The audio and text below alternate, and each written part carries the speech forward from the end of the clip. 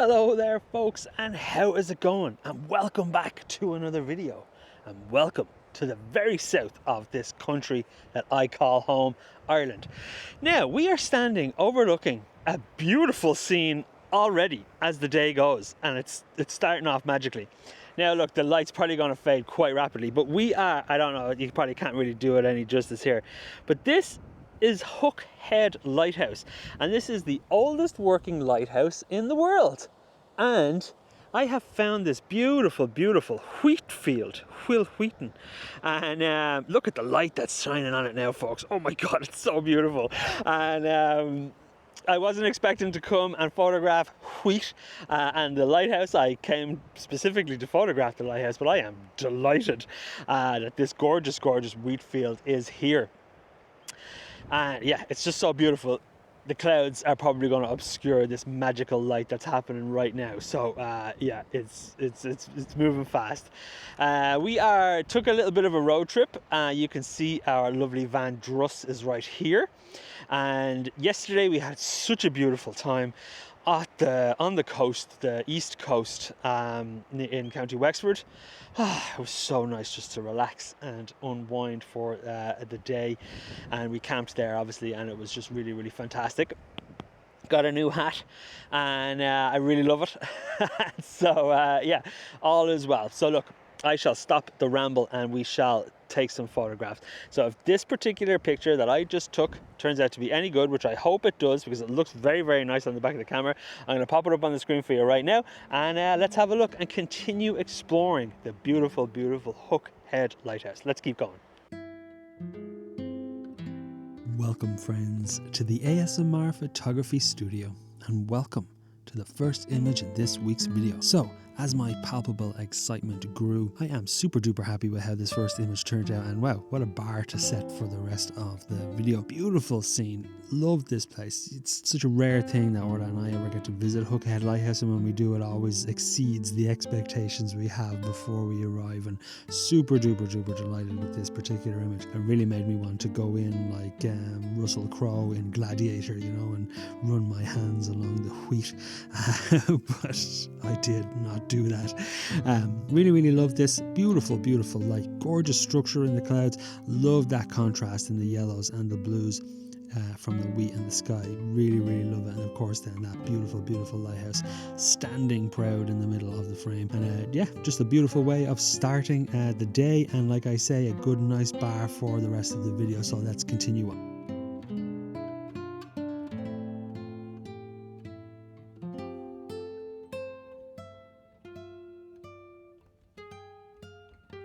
This guy better not be taking a shit down here.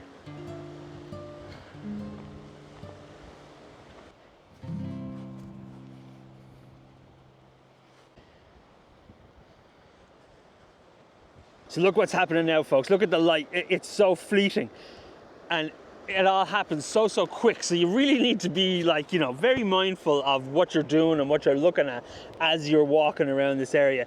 Now, it's not the greatest of compositions in the world, and I don't think it's probably going to win any awards or anything, but what I might try and do, if that light lasts, is put this in my pocket and not drop the keys, but I'll get my filters out, because this could lend itself quite well to a nice long exposure, and we can smooth out that water and see if we can still catch a bit of that light. So if this image turns out to be any good, or at least the ones that I take before the light's gone, I'll set up anyway, and we'll see. It might come back. And so anyway, if the picture turns out to be any good, I'm going to pop it up on the screen for you right now. Let's have a look. So my mad panic to catch a bit of light, and I actually did fleet just the tiniest bit, and just before I got my filters on, I managed to capture this particular image, and I decided to process it in black and white, as you can see here, which I really love. I love that kind of dark backdrop. It really helps pop the lighthouse off of the canvas, and it's such a beautiful shot. I'm super duper happy with how this particular one turned out, and just the way the light fell, it was almost like there was just a torch shining directly down onto the lighthouse and the like surrounding wall and stuff, and it was really great to be able to, you know, bring that out in post and emphasize those lovely whites in the frame. It's such a I'm really happy with this one. Could make for a very nice print, and yeah, super duper delighted with how this particular one turned out. And next we have the result of the image that I took with the filters, but as you can see, it's just a bit flatter because obviously the light had gone. It's still a nice frame and I still really like it, and I included it really just to kind of show you what it looks like with a 5-stop ND filter on. Yeah, super duper delighted with how it turned out though. And as again, it's just a bit flatter unfortunately because the light, you really needed to add and boost that contrast and stuff. So overall, really love how these two turned out, and let's continue on.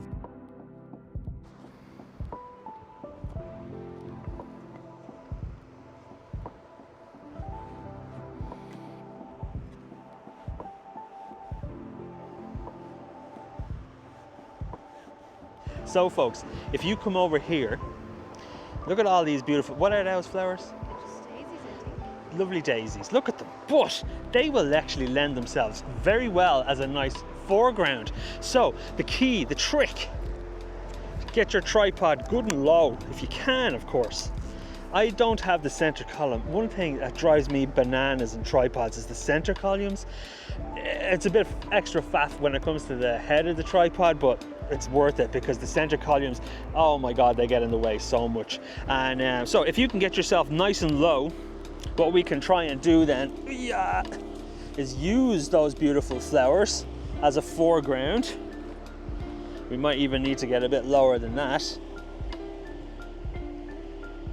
And we will definitely need to focus stack, but if that one works, let's see if we can make it work.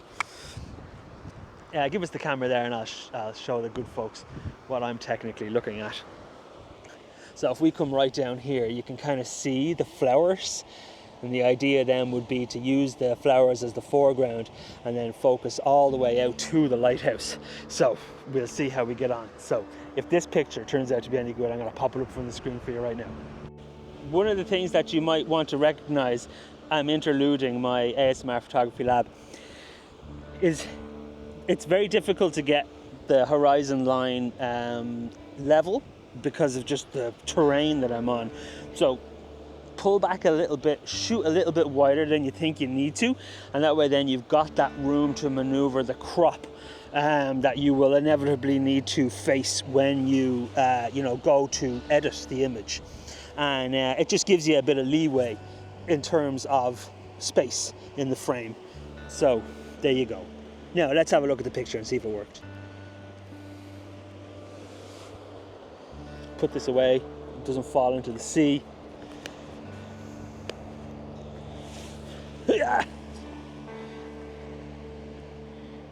Stupid horizon.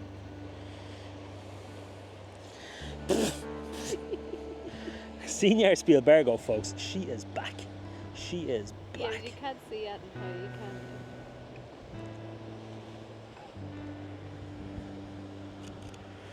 can.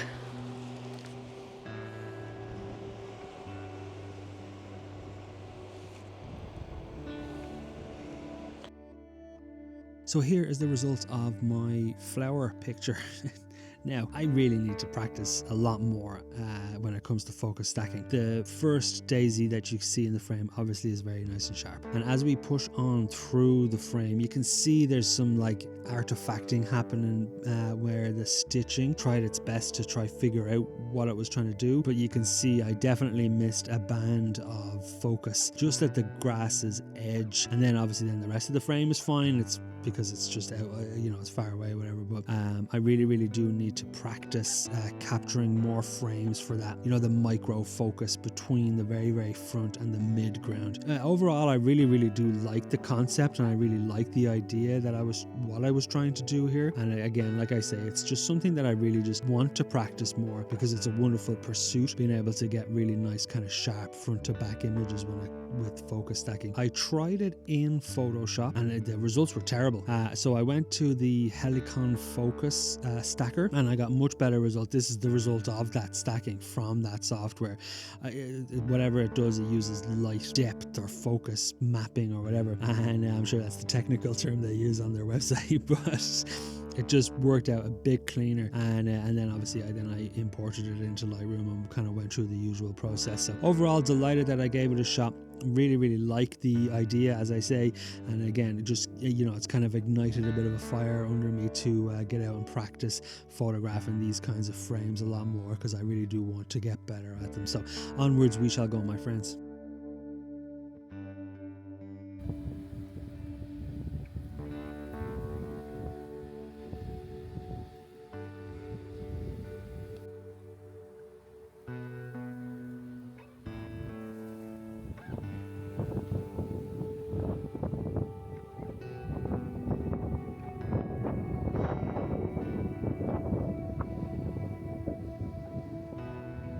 So folks, we have meandered our way along these beautiful rocks here.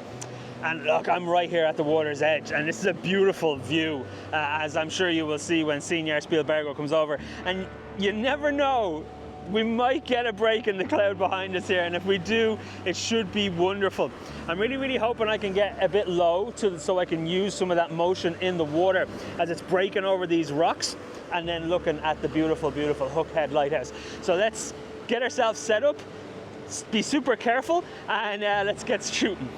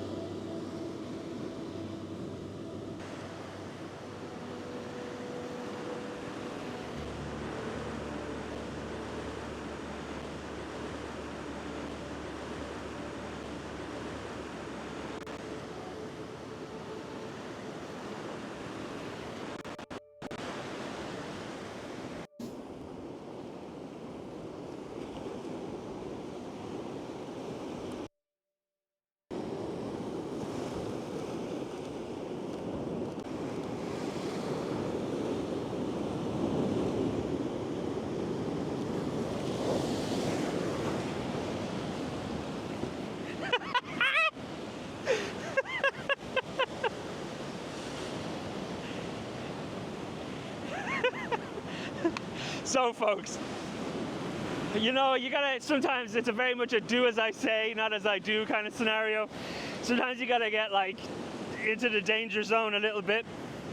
And so thankfully Senior Spielbergo didn't follow me down there, because it was pretty intense. Whew. So hopefully something worked down there. We're getting a tiny bit of light starting to break through. The color on the water is really fantastic. So look, if any of the pictures that I took from that dangerous spot turn out to be any good, I'm going to pop them up on the screen for you now. And we're actually, oh look at the fucking moon! We're actually getting a nice bit of colour popping up on the clouds as well. So I don't realise the moon is only there right now. So if that's in any of the pictures, then what a bonus. I wish I had my 100-400, which is in my bag right now.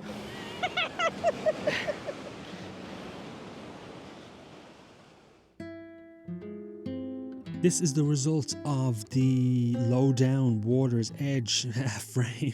I didn't get soaking wet as I ran away to save myself. Really loved the motion in the water here in the foreground, and obviously then that beautiful light just catching in the sky here really sets it off for me. And then of course, as always throughout the images we've been looking at here, you've got Head Lighthouse again standing right in the middle of the frame, tall and proud. So I really love how this particular one turned out. It's pastel-y. It's like a painting, if you will, and I really love it about that. But overall, super duper happy with how this particular one turned out, and well worth the you know, the shimmying closer to the water's edge. And thankfully I didn't get soaked, so that's the main thing. So onwards we push. So in my excitement to get my 100-400, what did I do? The camera fell over, and again I have lost my filters. Holy shit. The polarizer and the tree stop, and we definitely heard something smashing and crashing, so I'm assuming it's completely broken. Shit. So there you go, such is the way of things. But look, I'm gonna get my 100-400 out nonetheless, and we'll keep taking some photographs. And look at the light behind us though, it's absolutely gorgeous. So thankfully the camera is, let me check, is all still working. And oh, there's a nice big chunky chip taken out of that right there. But everything looks okay. We're still focusing and we're still taking pictures. So let's change lens and see about recovering some kind of photos from this. Holy moly, stupid tripod. God damn it. Well, it was a big hole. Is that, did it go into that? I assume so. I thought I put it down. Because I was like taking pictures from there. Shit. Anyway, that's fucking 300 quid. I'm not getting back anytime soon.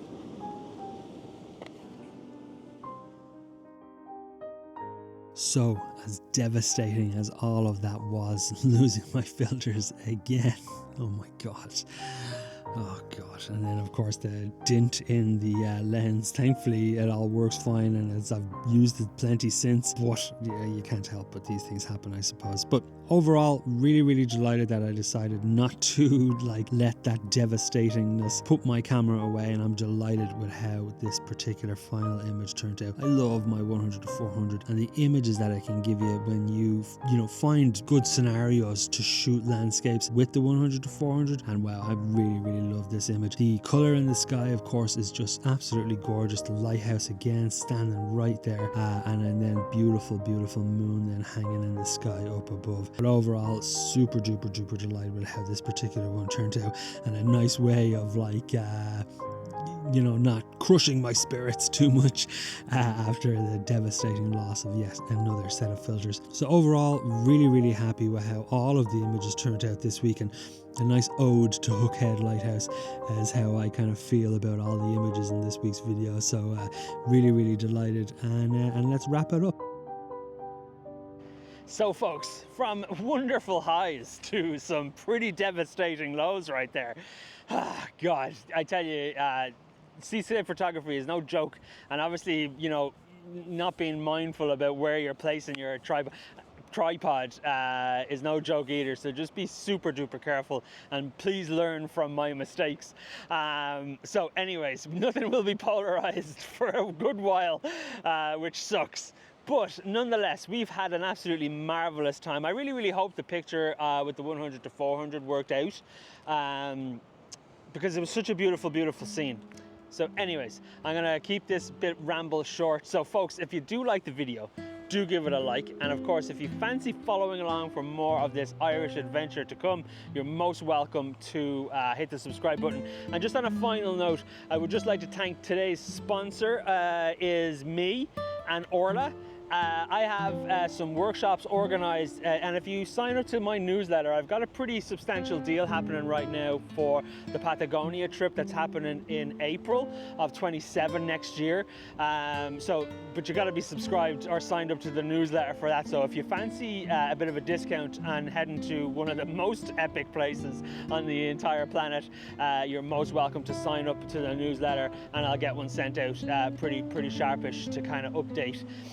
And then, yeah, obviously got lots of fun workshops organised and planned for next year and into 2028, and a couple of kind of like, on the shelf ones that I'm not allowed to talk about just yet. So if you fancy joining any of those, by all means, check out my website. You'll find all the links below. But for now, I'll see you all in the next one. Take it easy, everybody. Cheers.